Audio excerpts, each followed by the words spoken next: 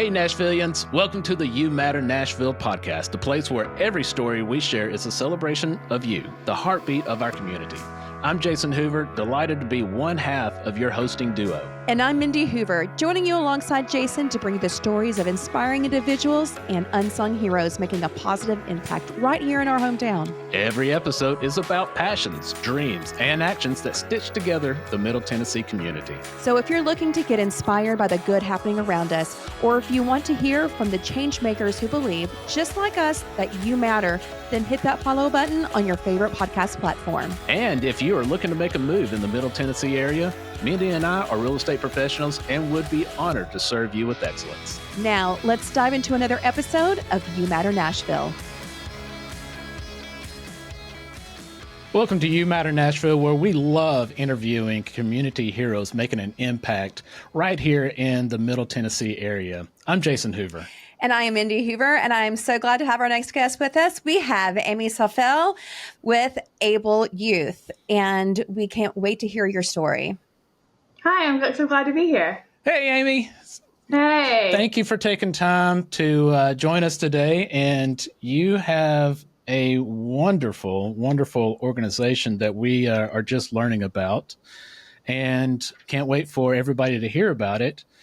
Would you just share what is the organization that you are the executive director of, and what is it that y'all do?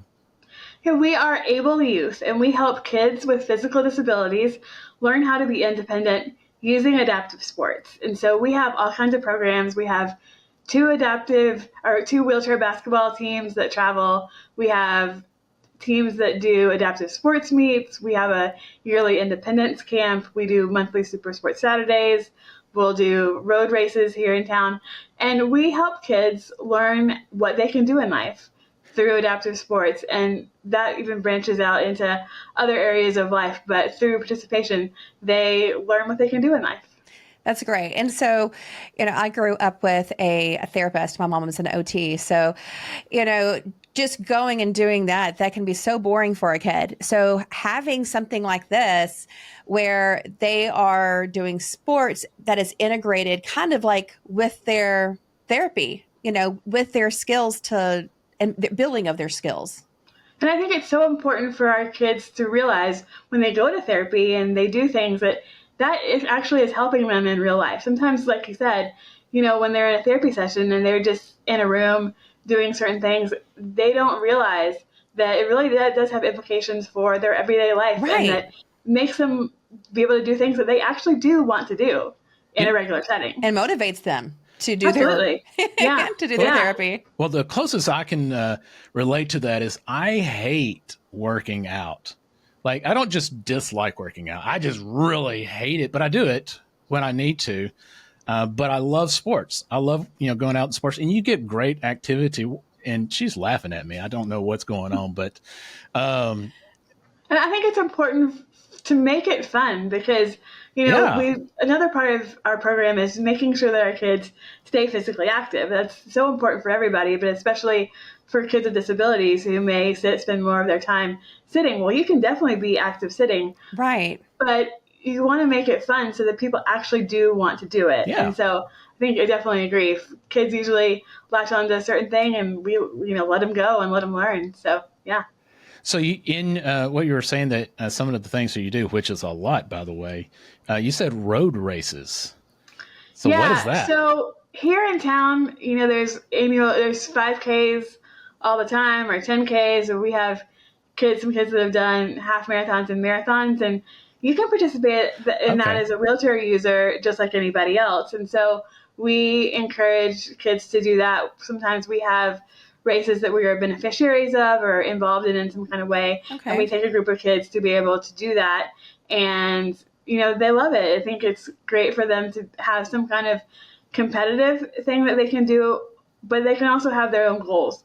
And so I think that's great. We partner with another organization called Achilles International to have people that can either run with them, or a lot of them are faster than a person can run, and so they'll have a cycle guide to make sure that they get through the course safely. And so that's something that is great to do locally, but it's something that anybody can do, and you don't have to be a certain age or a certain ability level in terms of speed, everybody can participate in those. Right. Well, so with all that you guys do, where does it usually occur? Is it just here in Middle Tennessee? Yeah, we have most of our activities in either Davidson or Williamson counties, Okay. but I can also tell you that our kids kind of come from everywhere. Most of them do come from Middle Tennessee, but for things like our wheelchair basketball teams, we play through the National Wheelchair Basketball Association, and for teams for them, you have to play on the team closest to your home. And so it's not like other teams here in Middle Tennessee where there's a rec league team, kind of everywhere you go. For us, the next closest team might mean that the person lives out of state. Oh, wow. And that's the team that they would have to play in. And so, in terms of our kids, most of them are Middle Tennessee, and all of our activities pretty much are in Middle Tennessee. So there's Except kids for when we travel. We do travel to things, though. And I think that is great for the kids because they're only getting to compete in another state. And that also means they're competing against kids who look like them. And I think that's really important for them to realize just how many people are out there in the world who you look like them and have the same struggles or maybe have the same joys and, love to do the same things that they do, but maybe their classmates don't always see it that way. A lot of our kids don't go to school with anybody else with a physical disability. And so I think that's great too when they get to travel and see just how many other kids are around and, might seem like it is, kind of difficult to always have to travel and not get the opportunity to do sports here in Middle Tennessee and stay in town. But there's so many benefits in terms of social and then independence building too and learning what it's like to be able to travel so that they can do that, lifelong. And there's a lot of expense involved in that too. There is. How do parents handle that? So Able Youth provides anything that our families need. We survive off of donations and grants, but a lot of people don't realize, how expensive that is. If you're just playing, in the backyard and like at our Super Sports Saturdays, you don't necessarily need a specialized sports wheelchair. But if you're competing, you do. And those are a little bit different. They look a little bit different. They move differently. They move faster. They turn faster. And a lot of those wheelchairs are around $3,000 a piece. Wow. And so we have a fleet of those for our kids to be able to use and to loan out when they play so that they can actually compete and be at the other level with the other kids when they go to play a tournament or a meet. And so, we handle that because other kids, they just go buy a new pair of shoes and that's all they really need. And so it's much different for us. Right.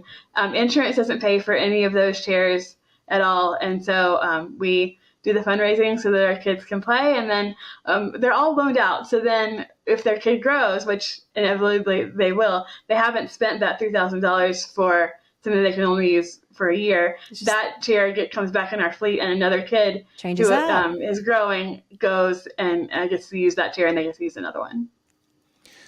So, you guys handle most of the expenses, or all? We do. Okay. Yeah. And that's through donations and grants. Yeah. Okay. And traveling as well. Like you said, travel is a really big expense. Yeah. Because our kids don't have the opportunity to compete against really anybody local, and so that's a big expense as well. So Amy, I'm curious, what was your journey like to get to where you're at with this organization?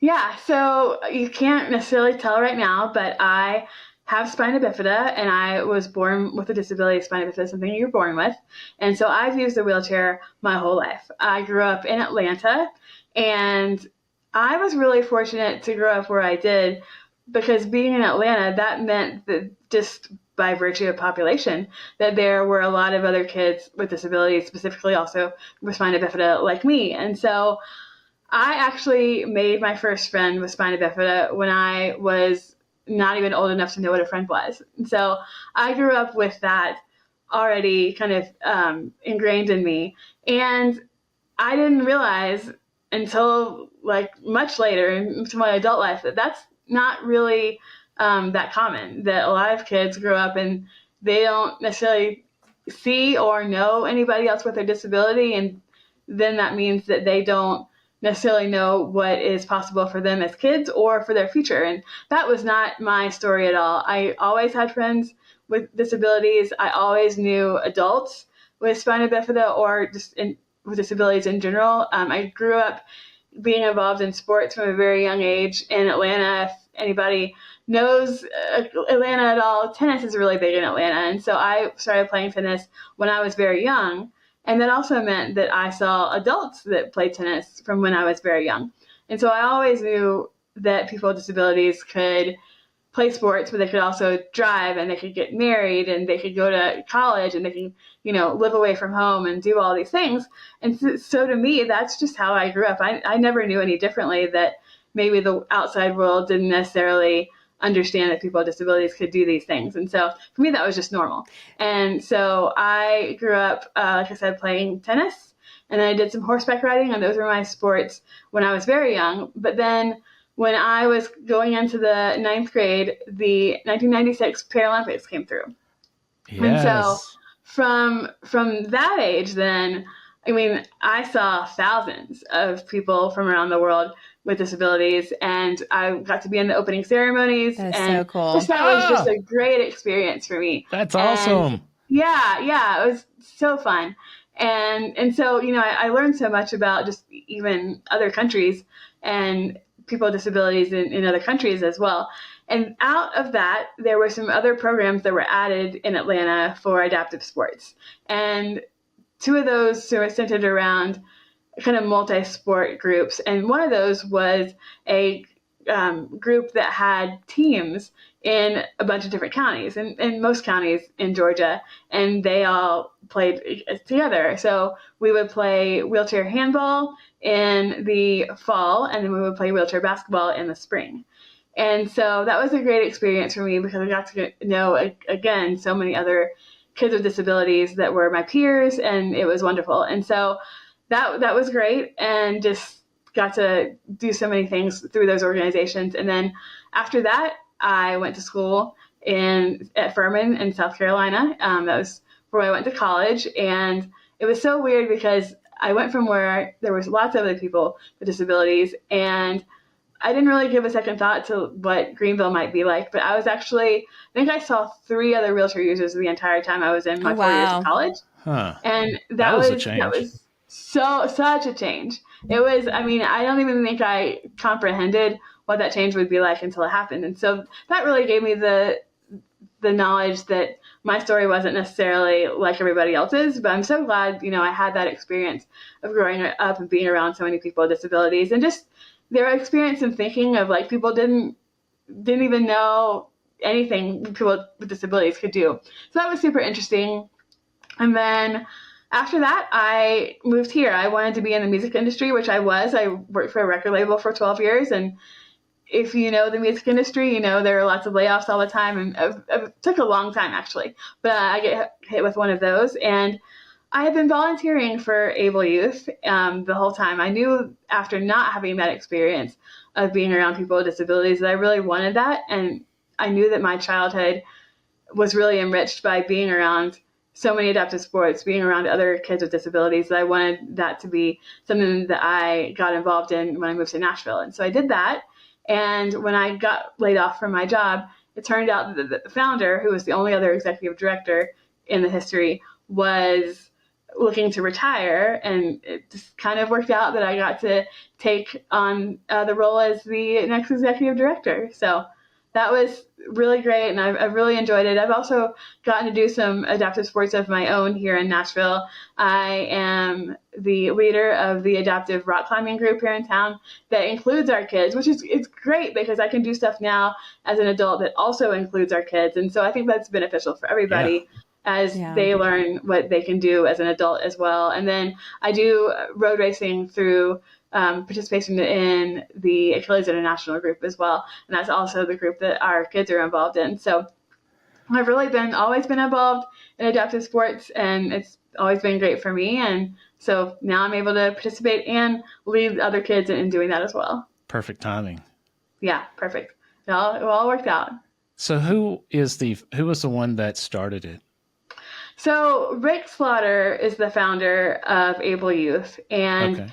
he grew up in Middle Tennessee and was in a car accident when he was a teenager. And that was a big change for him because he was a big athlete. And I think, like I said, a lot of people haven't been around people with disabilities. And so, especially when you have an injury and your life is suddenly different than you've Yeah. ever known, then you don't know, what you can do in life. And so he became a internationally top-ranked wheelchair tennis player, and that really helped Wow. him just cope with the disability. And so he did that for a long time, and then also took on a job as someone who helped fit kids for their wheelchairs. And he's super personable. He's still around somebody I talk to all the time, and he would ask kids, just as part of hanging out with them, is, what do you like to do for fun? And the kids would say, well, I like to go to my sister's soccer game or my brother's baseball game. And Rick would be like, well, that's what your brother and sister do for fun. What do you do for fun? And they wouldn't have an answer because nothing existed in Middle Tennessee at that time. And that was 2000. And it was a few years before 2003, but Able Youth officially was formed in 2003. And what a lot of people on the outside world don't know is that our kids are not eligible for Special Olympics because the Special Olympics is for kids with intellectual disabilities. And so our kids primarily just have physical disabilities. So they're not eligible for Special Olympics. So at that time especially, there wasn't anything for our kids to be able to do in Middle Tennessee that had disabilities, that had physical disabilities. And so Rick formed something, and so it's grown a lot over the time we've existed. We started out with having wheelchair tennis being the prime sport that we did, and now we've grown a lot from there. And like I mentioned before, we do all kinds of things. So I got to know, who's better, you or Rick? Oh, Rick, for sure. Rick for sure is by far the better athlete. But I've kind of realized over time, that I might not be the best athlete, but I really enjoy, the thing I think gives me the most joy is giving kids that opportunity that they didn't even know that they Amen. could do. And so that's really the part that I love the most. And I love participating along with them as well, to my level. And I think that's also a great thing for the kids to learn is you don't have to be the best athlete. You don't even have to be like kind of good. It's about just participating and learning and having fun and meeting other people and all of that. And so I think that's also actually a big value, that I'm not necessarily the best athlete out there, but just it's about being able to just participate. But I really love the behind the scenes stuff that goes along, which there's a lot of that with having our kids be able to have that opportunities for sure. That's definitely my favorite part. That's great. Now, I know you said you guys are not professionals, but you actually do have, I say, a professional para-athlete there. So I'd love to hear more about your program director and the person that is over your wheelchair basketball program. Yeah, so her name is Emily Hoskins, and she is a 2-time Paralympic gold medalist in wheelchair basketball. Wow. And That's so incredible. she is an interesting story because she also grew up in Illinois, but she did not know about adaptive sports until kind of later in her childhood. And someone, mentioned something to her parents about adaptive sports, and they were like, what is that? And she's also had a disability, from childhood. And so she got involved in a team a little later in childhood, but got involved in a wheelchair basketball team, and tried out some other things. But she knew wheelchair basketball was her thing, and was on a team that's similar to the ones that we have in Middle Tennessee that traveled around and things. And then from there, she played wheelchair basketball at the University of Illinois. And I think a lot of people don't realize that colleges even have adaptive sports, but there are definitely a handful that have a variety of different sports. And so she has such a wealth of knowledge to be able to teach our kids, because like I said, we want our kids to learn adaptive sports and to find something that they love and be active. But the biggest thing is also for our kids to learn to be independent. And for whatever that means for them, that can mean different things for them. and then to go on to be able to graduate high school and either go into the working world or go to college. And Emily has done all of that. And Emily has not only done all of that, but she's also traveled internationally as part of Team USA, and she's done all kinds of things, and was a wheelchair athlete in college. And so she's just a great person to be able to teach our kids what is important to learn in independence and how that can help you really do what you want to do in life. And so she's great at working with the kids and is such an asset to our program for sure. Now, aside from you three, how many volunteers are needed in order for you guys to have like your Saturday, your Super Saturdays that you guys have to make that flow? We do need volunteers for a lot of things that we do, and they can be in different roles. We have volunteers that are more physical therapy and occupational therapy focused that work with our kids more on that side of things. But sometimes we also, need people to carry the equipment or to bring in snacks or, things like that are more like logistic things. And so we only have 2 employees. It's only me and Emily is part-time. She's a psychologist. It's her full-time gig. And so if we didn't have volunteers to be able to do things, we wouldn't get by very easily. So That's something that we're really grateful for our volunteers that help us for sure. Now, do you guys have like a lot of teen helpers, or is it mainly adults that come and help? What kind of volunteers do you need? It's actually all ages. We just have had a brand new partnership with a teen group, the high school group that is helping to actually, it's really neat. They're helping us to add to our Super Sports Saturday different sports that we do by having them teach our kids how to do some of the things that they like to do that maybe we don't have a team for yet. There are lots of adaptive sports teams that exist internationally, but some of those things may not be something that a lot of kids participated in, something they can look at getting involved in later. But, things like volleyball or lacrosse, all those things, a lot of times are adult things on a team level, but they're things that our teenagers can help, that they might be involved in those sports and love that. And so that's something that we have kind of started as a new group. But also, like I said, the PT and OTs, a lot of times those are college students that are on a doctoral track, a lot of times at either Belmont or at TSU. And so they're great. But, other adults are great too. And so we have some parents that chip in. We have all kinds of ages. And I think all kinds of ages are great. We also have a wheelchair basketball tournament that we do every other year. And that is great as well for all ages.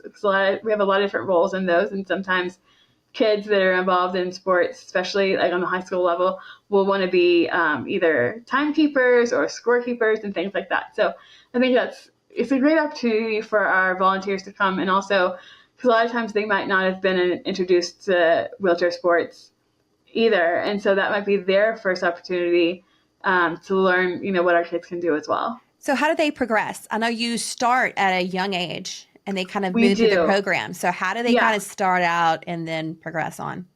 So it's a little bit different for everybody, but almost everybody starts at Super Sports Saturday, and that's all ages. And so we usually start, if we can get kids to come in as soon as they get their wheelchairs, which for kids that are born with a disability, and by and large, most of our kids are born with their disability. Okay. But if we can get them in at, 2 years old, or sometimes kids get a bit younger than that, then that's great, because that will mean that they will grow up never knowing what it's like to not be able to do things or have other people. Yeah, they only know what to do. Because they'll know. Yeah, if anybody tries to tell them they can't do whatever, and they're like, well, I've already done that, or I've already seen my peers, do that. So they'll always have that confidence. Yeah, and I think too, if you try to learn a skill a certain way, and that's not really the ideal way, like it's so much easier for those kids to learn the skills the first time the right way. And I think too, another huge asset to our program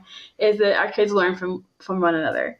And so parents, because they aren't a wheelchair user, they might not know how to teach their kids how to do something, but their peers can, because they've been through it and they know how to do things. So our younger kids usually start with Super Sports Saturday, and then that's actually how a lot of kids start, is Super Sports Saturday. And then I think, a lot of times they try to develop what they really like. And so sometimes they might come in knowing if they want to specialize in a sport, but we kind of look and help them know what we do and give them the opportunity to say, like, you can try anything you want. And so, but if you already know that you want to be on our basketball team, then that's a great place for you to go and to learn. Or maybe they are really into racing, and so, or track and field or something like that. Whatever it is, we help them kind of decipher what they really might enjoy doing, or just help them try to hone in on what their skills might be. And then as we get a little bit older, because we do our travel opportunities for our kids, both on the track and field and the wheelchair basketball, that usually starts pretty young. There are age divisions for that kind of thing. So our kids who are, even in kindergarten can do that at their level. And then also once they get a little bit older, they're eligible to participate in our independence camp. And that's usually for kids ages 10 and up. And they learn a lot of higher level independent skills. And so they spend a weekend, it's usually at Camp Wagon, and they can do that and spend the weekend away from their family where they can be around just usually wheelchair users. And we can teach them how to do certain skills, whether that's making a bed or learning how to navigate grass or gravel, or they can do things like a campfire, which a lot of times that might not have been accessible, that they might have not have been invited to that because it's out in the woods, and we have a spot where they can do that. They can learn how to do all kinds of skills, and that is something that they can come to when they are 10, and then they can keep coming back and build on things, year after year and learn. And so that's something that's also great too for our older kids. So really, it can start at any age, and then we can work with them to figure out what they like best and what works best for them. And I know that peer teaching, like you were saying, is one of the most important tools. I know as a teacher, I did what we call scaffold teaching. And that is when you see some kids mastering something, you kind of put them in charge. And it's so amazing how you can say something as an adult 10 times. And then one of their peers shows them one time, and then they get it and they're like, why didn't you teach it like that? And I literally said the same thing. But it's just something about seeing someone like you, same level, showing you how to do something. So the power in that is real. And so I love it. I love that. And I think it's so empowering for the older kids, or it might even be actually older, but for their advanced kids too, to realize, wow, like I used to be like them and not able to do it. And now I not only know how to do it, but I can teach somebody else too. And so I think that's really empowering. And then you go to the next level. Well. Yeah. And that's, I always say, once you master and you teach it, it's solidified and it's time to move on to the next harder thing. So absolutely love that. I love that. So do you have a lot of kids that come back and help volunteer after they grow up? We do. And that's great. And I think that's so important for our kids to be able to see somebody at the next stage of life as them, and look, they're a lot of times driving and they have a job or they're in college. And so for them to be able to see the people that are older than them succeeding in whatever next stage of life, that's so important. We had a bunch of kids come back to volunteer for our wheelchair basketball tournament, but actually now then also pretty much at every Super Sport Saturday, we have alumni that come back. And I think it's so important, like I said, for those kids to see those older kids. And I think a lot of times the older kids really enjoy looking back, like I had talked about, like they have mastered all these skills now, and they get to see what the next generation is doing and help that next generation to be able to do the things that they could do. And I think that they really enjoy being able to come back and work with our kids now. So I want to know, I didn't realize this, so I want to know, what does ABLE actually mean? The name of your organization is ABLE Youth, but I noticed that ABLE is in all caps. Yes, so it is an acronym, and it's an acronym for actually two different things. Okay. So it's an acronym for, one of the things it's an acronym for is Athletes Building Life Experiences. Okay. But that's perfect. Yeah. It's also an acronym for four things that we call the ABLE Way, that we have realized that we think are really important for living successfully having a disability. And so the A stands for adapt, And that is because as a person with a disability, you have to adapt Yeah. to everything. And so learning how to adapt, I think, is the most important thing probably to being successful as a wheelchair user. Then believe, and that means believing in yourself, believing in the people around you, and just believing that you can succeed. And then love, which is love the life that you've been given. And so that's something that we think we all need to keep in mind. Yeah. And Yes. especially as they learn all the things that they can do, I think that just skyrockets. And so love and then enjoy. And that also kind of goes hand in hand, is enjoying the life that you can live because you've learned that you can do all of these things. And so just enjoy living life to the fullest each day. And you're definitely capable of that, as a wheelchair user. And I think some people Yes. don't always realize that. But yeah, so adapt, believe, love, and enjoy. And you guys are pouring into them all of that Yeah. every single time that you get together, and it truly makes an impact, even further than I would imagine you realize.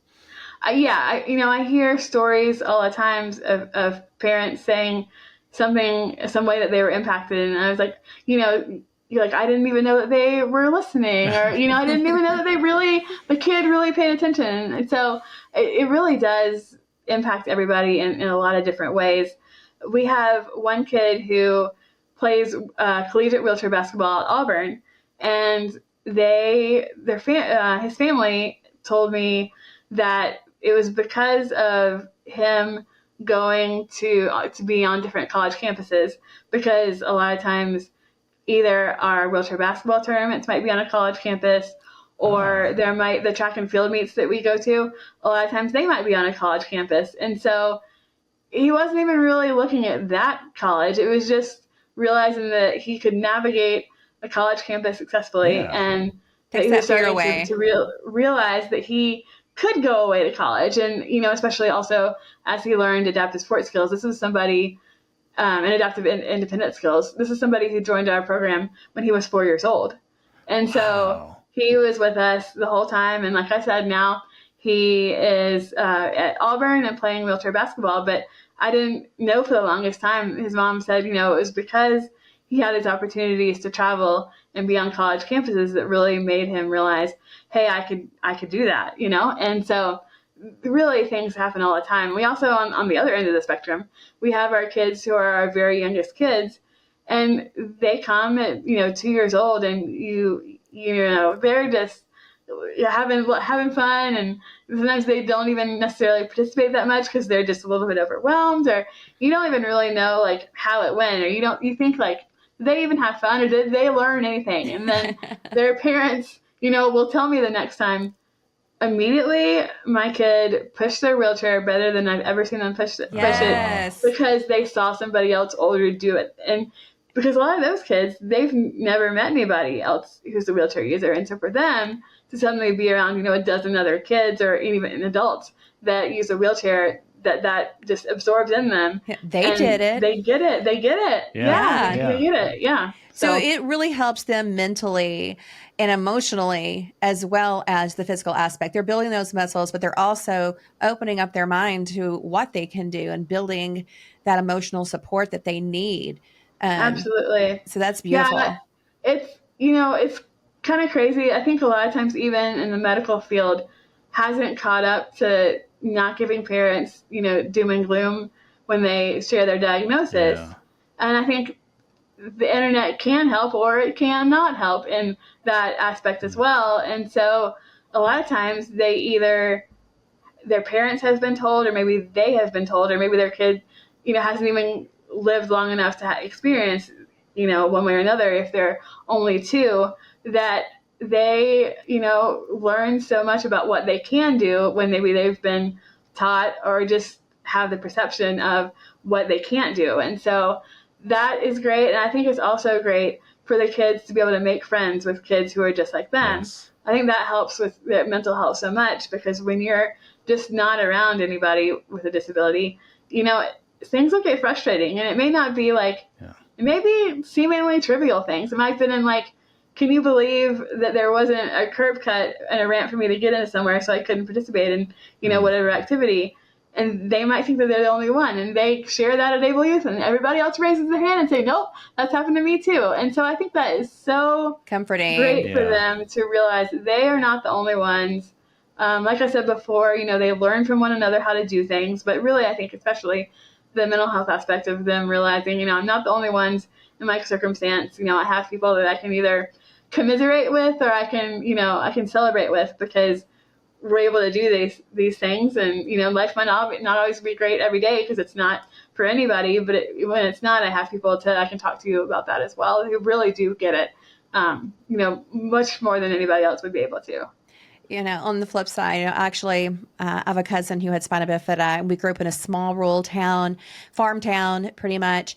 And I mean, his parents put him on the tractor. I mean, he went out and he grew up to literally be a farmer as well with his dad, and opened up, after he saved money, opened up his own farmer's market, and has done well. But he was not raised in a no house. It was, come on, Justin, we're doing this.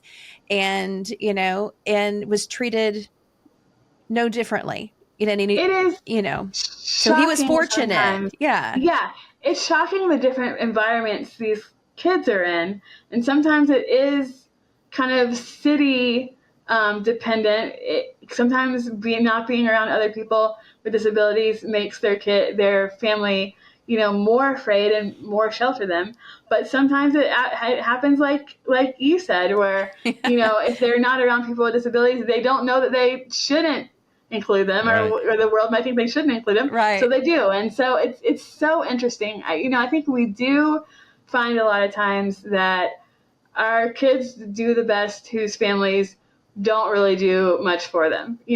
Certainly make sure that they're well taught and safe, and give them the resources, but our kids, need to practice their skills just like everybody else. And I think that when you throw in disability, kids are more than happy. I mean, parents are more than happy to have their 3-year-old, practice something and fail and get upset and have to keep trying. But when you throw in disability, then I think parents sometimes are much less likely to let them just figure it out for themselves, and kind of fail and realize that's how you grow, is being able to repeat things and keep doing stuff.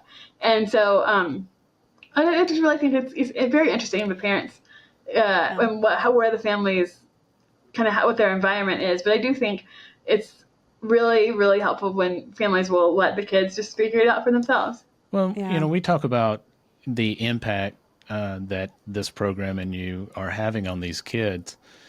I am sure it's making a huge impact on their parents. Yeah, because I do think, like I had said, parents, pretty much, especially if the child is born with a disability, the parents are giving a prognosis by somebody about their future when they haven't even had a chance to remotely show what they can do, because they're babies. Yeah. And so, of course, we don't know what their future is. And so a lot of times I think the parents, first of all, are overwhelmed because they've learned that their child has a diagnosis and certain medical things are on the horizon for them and all those kinds of things. But they're also maybe grieving what they were told their child is not going to be able to do. Mm-hmm. And so then when they come to Able Youth and all these kids are running around the gym and all play and stuff, they realize, oh, I guess I was totally told the wrong thing. Right. Or, I guess my perception that I may have built by, just over time of what people with disabilities can do actually is not right. And so it's really important for our parents to learn what, our kids can do. But it's also really important for them to have, I think, make friends with other parents who child are also going through the same things. Because if they have a big medical situation that they need help with or things like that, then they can lean on each other. And so I think that those relationships too are also very important. It is. And, the closest that we get to it is that our daughter was diagnosed with type 1 diabetes. And just having that group of parents to learn and lean on was a huge benefit. Yeah. I mean, I went online, couldn't find any parent groups, and other than like a statewide thing. And so I'm like, I'm creating a parent group for Williamson Mm-hmm. County parents. I'm putting this out there. And there was a ton of parents that just jumped in, and people who had been, you know, 5, 10 years into diagnosis that, me being 2 weeks in knew nothing. And it's just so scary. It's really, really scary when you don't know what to do for your child and you're given, oh, well, they can't do this and they can't be this. And, well, she wanted to be an astronaut when she grew up. Well, she can't now. And, so you're told all these things your kid can no longer do and everything you have to watch. And so having people that have actually gone through and they're like, oh, that's not that big of a deal. You do this and Right. this. Yeah, absolutely. It's a comfort to have those. So to have these organizations where parents can, like Jason was saying, you can kind of bind with others, it's so, so important. It is really important. It's I think a really special group of friendships that they've all built, the kids and the parents, where they can all learn things that they wouldn't learn anywhere else. And I think everybody's story is a little bit different. And so when you go on the internet or you're told by a doctor this is how it's going to be, that's one person's Right. opinion or one person's experience, when there are a whole bunch of other different experiences that people have had. Yeah. Yeah. And I think you hit on it earlier too, is, we, the medical profession hasn't caught up to what they can do. Yeah. And just, starting out with that negative perception, it impacts, those parents, the paradigm they live in until, Absolutely. until somebody like you in this organization, changes that. So, I mean, that's why we love what you're doing. We Yeah. love that you're making an impact. I mean, and I know it's not just you, there's so many involved. But you're making an impact on these kids. You're making an impact on the parents, and we love you for that. Yeah, and I really think it goes so far because when I talk about things that our kids do and it's about sports, it's really about so much more than that. And I would Yeah, definitely even say that there are so many people in the world that have never met a person with a disability, never had, and even if they maybe have seen somebody with a disability, that they've never actually really taken and really gotten the chance to know somebody. And Yeah. so when even just the world at large sees what our kids can do, their perceptions maybe that they've always had about disability are changed. And so I really think that, our kids have the power to change the world just by being who they are and being able to live out the, all the things that they can do in life just by being who they are. And so I think, it definitely goes into so much more than sports for sure. yeah. So on your website, there is I think there's a couple videos, but there's a video that had you, and was that Emily in there as well? Yes, that was her. Okay, so I encourage everybody that's listening, go on their website, watch that video. It is so inspiring. And what's your website address? We're ableyouth.org. ableyouth.org. You'll get to see the kids in action. You'll get to Yeah. see, when I was talking about the different sports chairs, you'll get to see that. You'll get to see a whole lot for your own self to really realize that our kids are doing all kinds of stuff. Yeah. Able to do anything. Able to do anything. Right. Absolutely. We just have to, it's about that adapt piece. It's about, you may have only seen somebody do it one way. Well, maybe you can't do it that way, but that doesn't mean that that's the only way to be able to do it. So that's important. Yes. Well, there was one piece on the, I think it was your About page that I highlighted and starred here. It says Able Youth promotes not only physical fitness, but also emotional and well-being and self-esteem. The self-esteem part is, once you're telling these kids that you can do something, that makes the world of difference to them.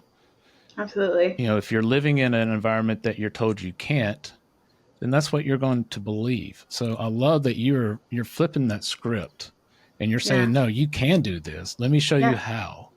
Right. And so I wanted to highlight that for our listeners. And I do encourage everybody to go to the website, learn more about this organization.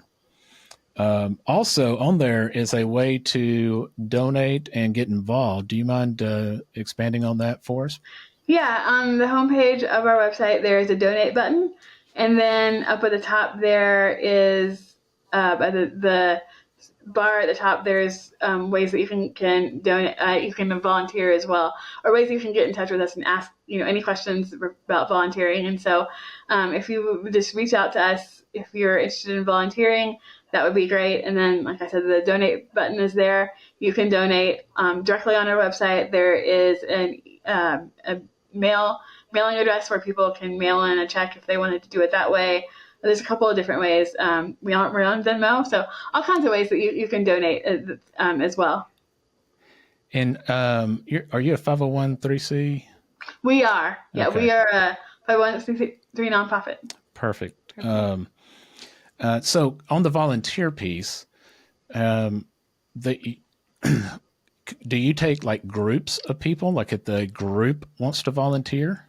Yeah, we'll need to see what size the group is, and we might need to split them up just depending if we have if the group is 40 people and we have 12 kids that day. Yeah. Just need to figure out the right group and right activity. But we can do groups as well.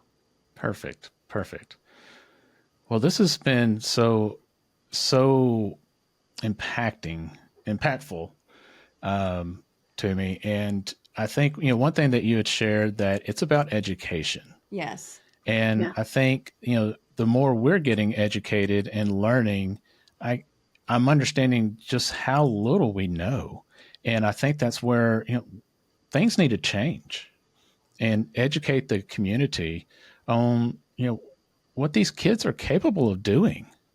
And I'm so glad you mentioned that. So the Paralympics started yesterday. Yes, they did. And big competition started today. And I think that plays so much into it. It's on TV at a pretty large rate for the first time this year. Yeah. On NBC and USA and CNBC and then Peacock as well. But I think the media plays a very large part into that too, because Yes.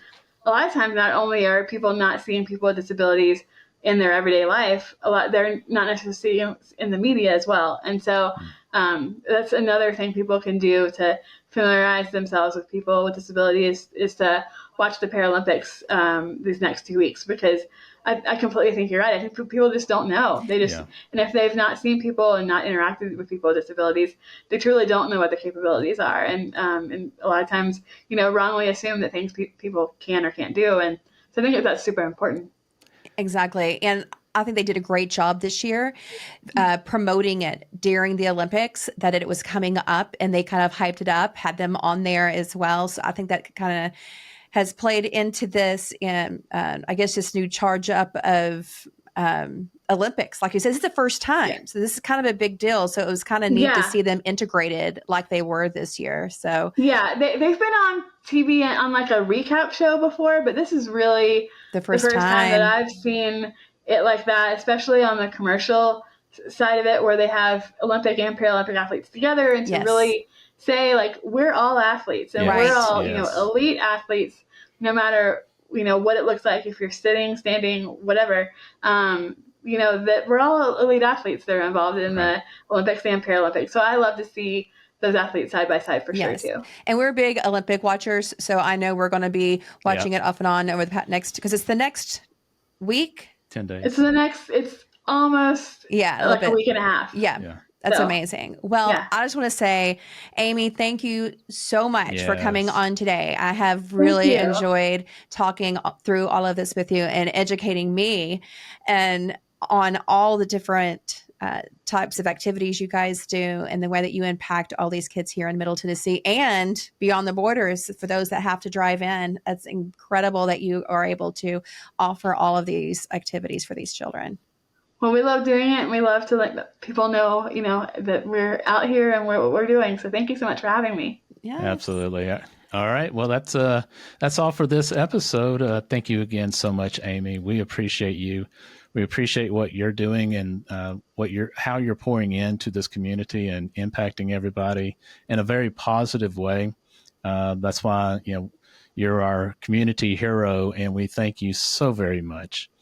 But that's going to be a wrap for us. Thank you, Nashville, for tuning in and listening and always coming back for more.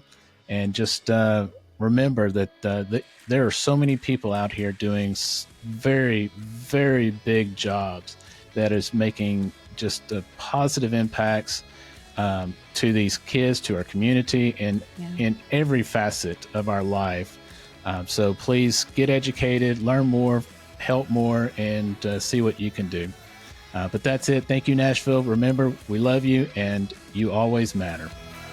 And that brings us to the end of another episode of You Matter Nashville. We hope today's show has left you feeling as uplifted and inspired as we are. Remember, the spirit of Nashville lives in all of us, and every small act of kindness echoes throughout the community. A huge thank you for listening and even being a part of our You Matter community. If you love this episode, please share with friends and leave us a 5-star review. It helps us reach more listeners and spread the love. And if you know anyone that is looking to make a move to Middle Tennessee area, we are real estate professionals known as the Hoover Team, and we would be honored to serve them with excellence. Until next time, keep making a difference, Nashville. You matter more than you know.